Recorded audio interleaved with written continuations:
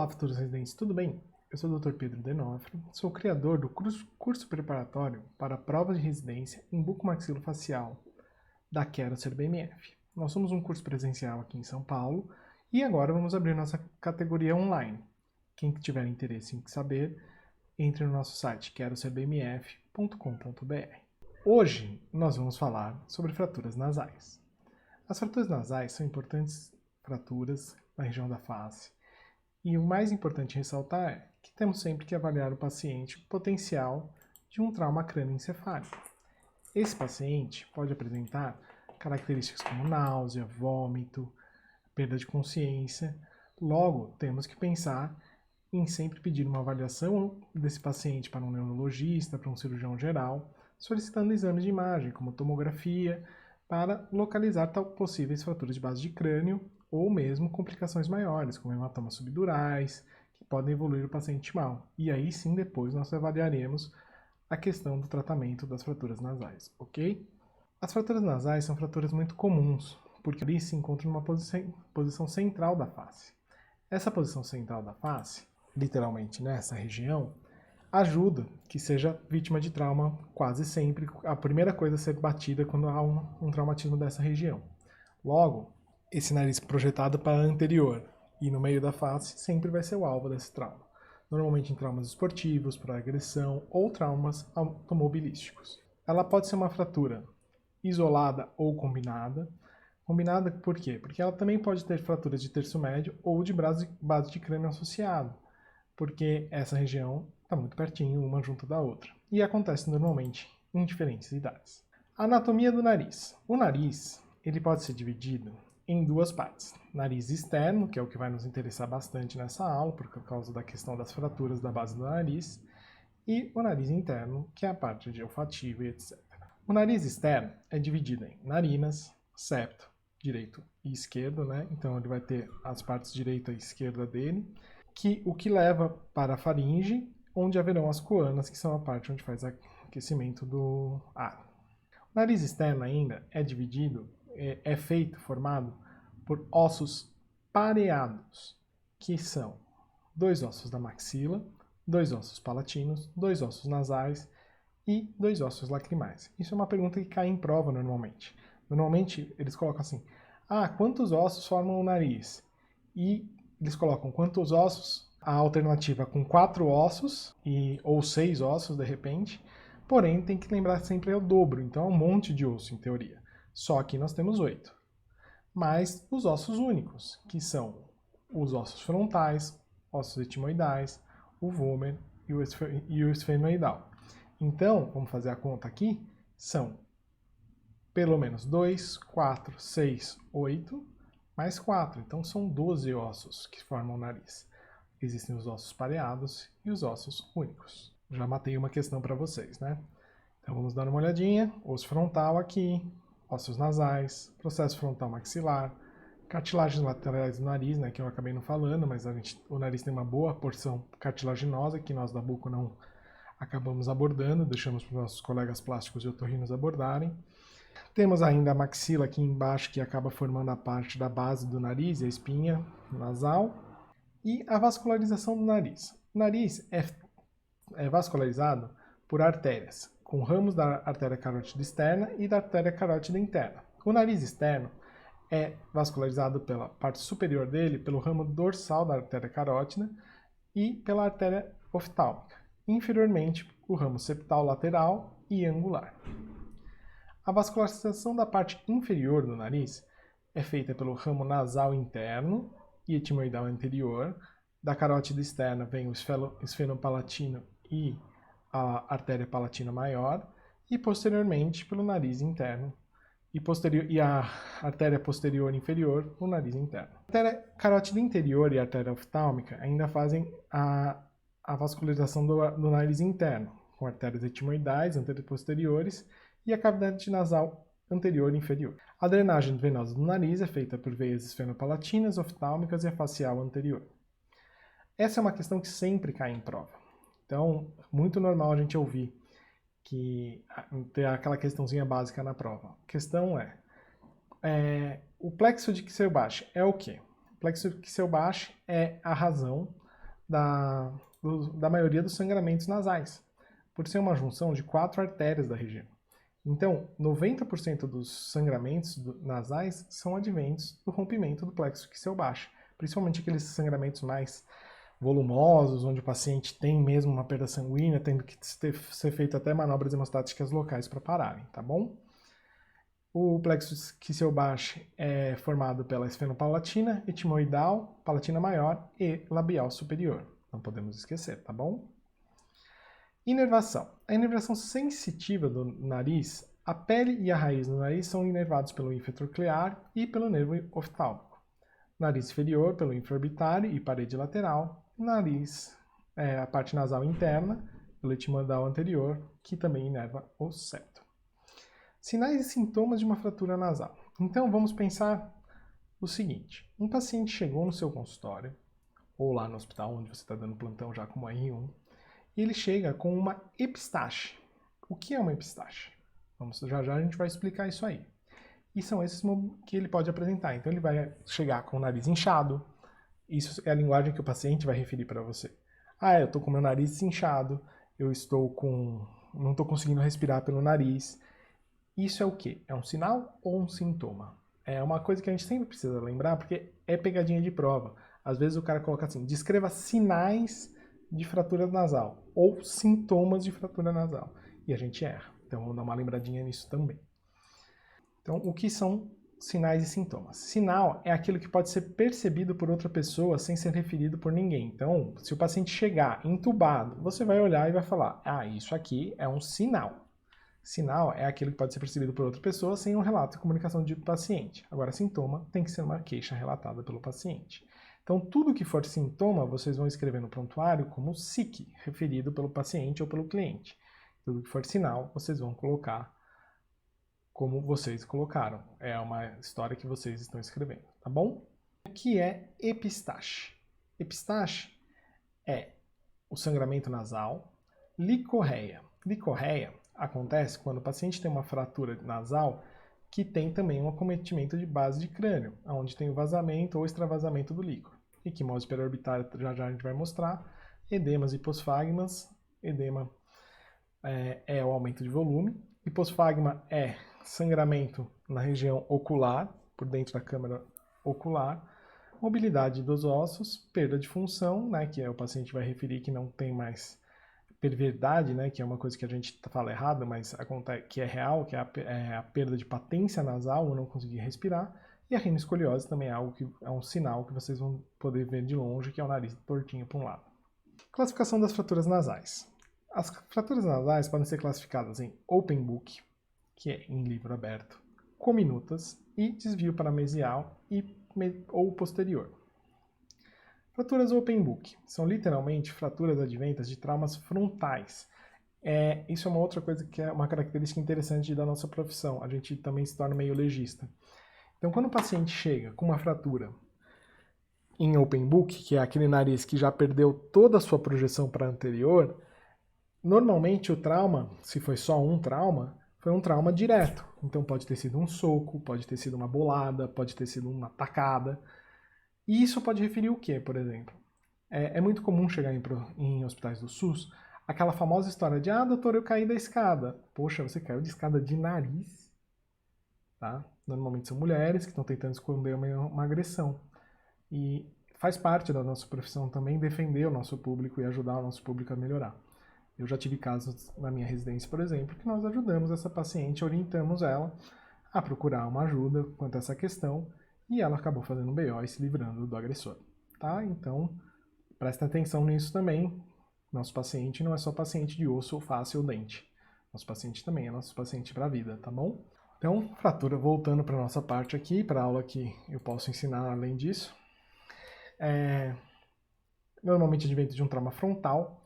O paciente apresenta aquela abóbada abaixada, né, como eu mostrei no meu rosto aqui, aquela perda de projeção anterior, e a separação de todos os ossos próprios normalmente acontece, onde tem esse afundamento aqui e o nariz fica em formato de gato persa.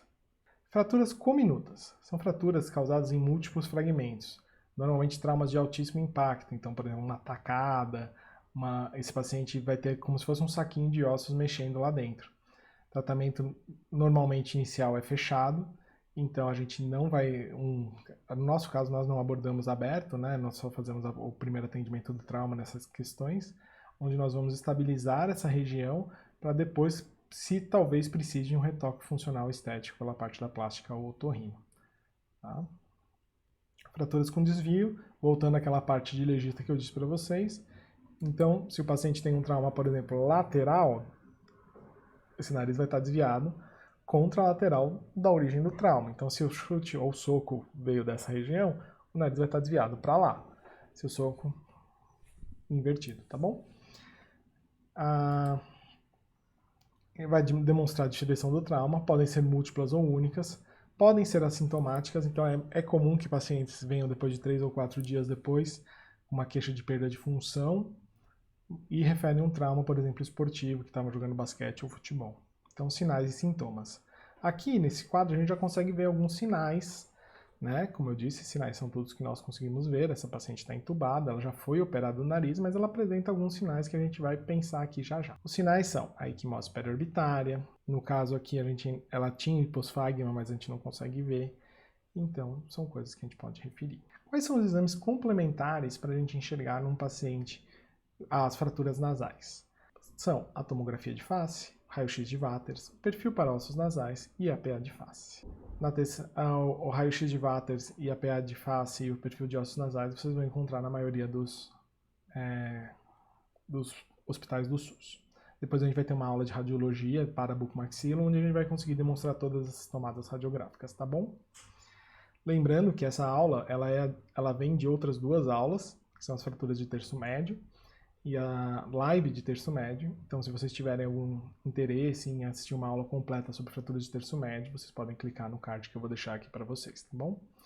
E quais são os tratamentos primários e secundários para as fraturas nasais? O ideal, se você for reduzir no mesmo dia a fratura nasal, é que ela seja reduzida o quanto antes. Por quê?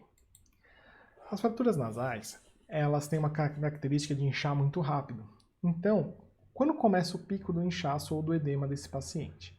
O pico do inchaço desse paciente começa a partir das primeiras 3 horas. Então, se vocês não fizerem a redução nesse momento, vocês só vão poder fazer essa redução de 3 a 5 dias após, porque o pico do edema no nosso corpo é com 72 horas e começa a regredir a partir daí.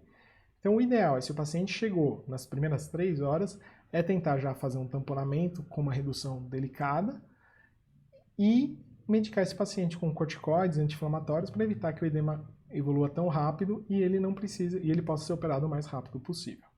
Qual é o tempo ideal para fazer esse tratamento? É no mínimo nas primeiras 3 horas, ou se não, 3 a 5 dias depois. Depois disso, o paciente ainda pode ser operado nos primeiros 7 dias tendo bons resultados. Nos 15 dias já começa a ter resultados que talvez precisem de retoques dos nossos colegas plásticos e otorrinos, porque ele pode ter uma perda de função, já pode ter começado uma calcificação. Por serem ossinhos bem fininhos, é muito fácil calcificar sozinho e fora do lugar. Então, o ideal é sempre fazer no máximo de 3 a 5 dias, tá bom? Então, voltando, o tratamento primário é reduzir em até 3 horas o ideal. Realizando o tamponamento anterior, que é o tamponamento anterior, é fazer a hemostasia daquela epistaxe, né, que é o sangramento nasal, com gases úmidas, tomando muito cuidado para não lacerar a mucosa nasal, e o tamponamento posterior, que é realizado com balões de sonda Foley, né, cheios de soro, quando o tamponamento anterior é inefetivo, e esse paciente continua sangrando e referindo que está engolindo sangue, então nós fazemos o tamponamento posterior. O sangramento normalmente advém de uma parte mais posterior do nariz. Sempre medicar o paciente com analgesia e anti-inflamatórios e reavaliar de 4 a 5 dias. Secundário, feito normalmente com anestesia local, onde é realizado novamente o tamponamento, com gases aí embebidas em xilocaína para anestesiar dentro da região anterior e interna do nariz. Realizar a redução fechada, onde esse nariz vai ficar tamponado após a redução por 7 dias, onde as gases vão funcionar como um apoio para que não haja uma nova perda de redução dessa localidade, e executar uma tala de proteção.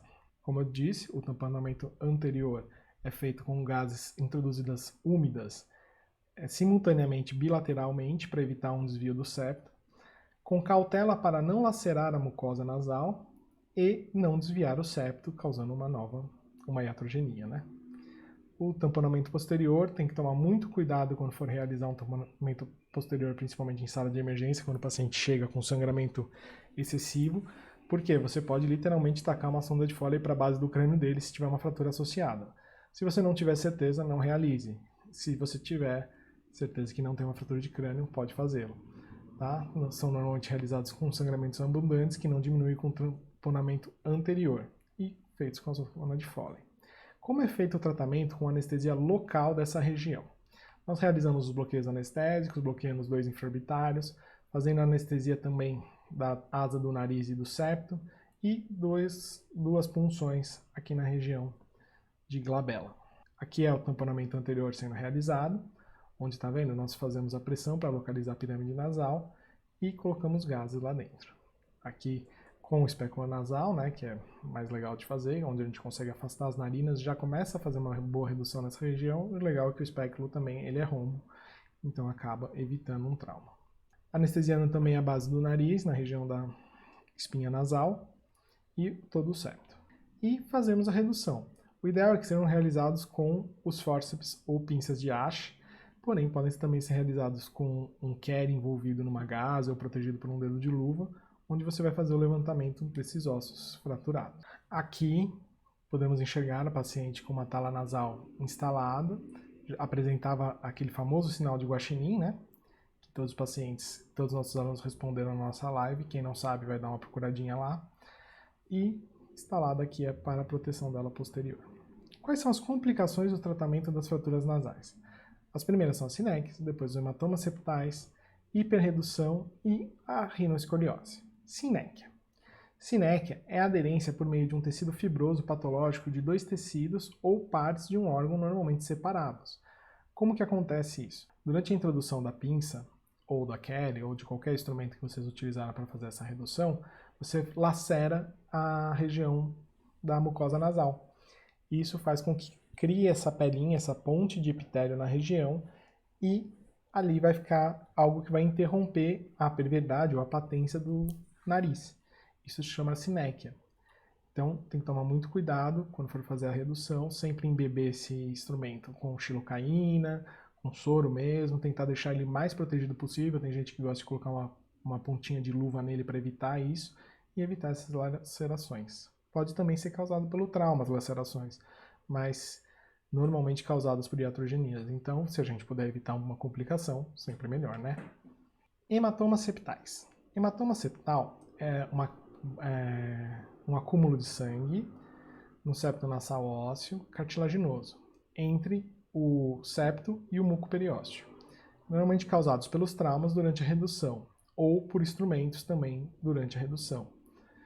O hematoma também pode acontecer durante o trauma real que causou essa fratura, porém, ele não é tão comum, tá? Normalmente, nos casos pediátricos, a gente tem que ficar esperto porque não há fratura nasal, mas há aparecimento do hematoma. Hiperredução também é algo que a gente pode evitar, porque são complicações causadas por nós.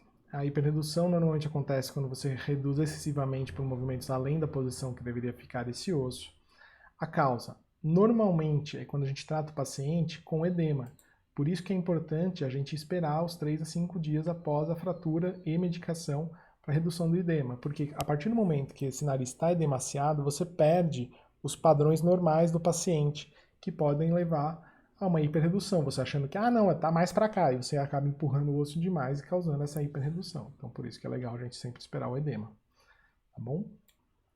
A rinoescoliose, que também pode acontecer pelo edema, e a dificuldade de redução. Então, fraturas mais antigas, aquele paciente que demorou mais tempo para procurar a gente para tratar, pode ficar com uma rinoescoliose. Aqui a gente tem um bom exemplo de rinoescoliose, que é esse paciente aqui, ele é um lutador de UFC, paciente do Dr. Ricardo. Ele não cedeu as fotos, pediu até autorização, a gente até pediu autorização para ele. E isso é uma fratura com 7 dias pós-trauma. Foi tratado pela nossa equipe e deu tudo certo, graças a Deus. Tá bom? Queria agradecer vocês por estarem aqui com a gente hoje. Vou pedir para vocês se inscreverem no nosso canal aqui do YouTube, Quem tiver aqui desde o começo vai saber responder essa pergunta.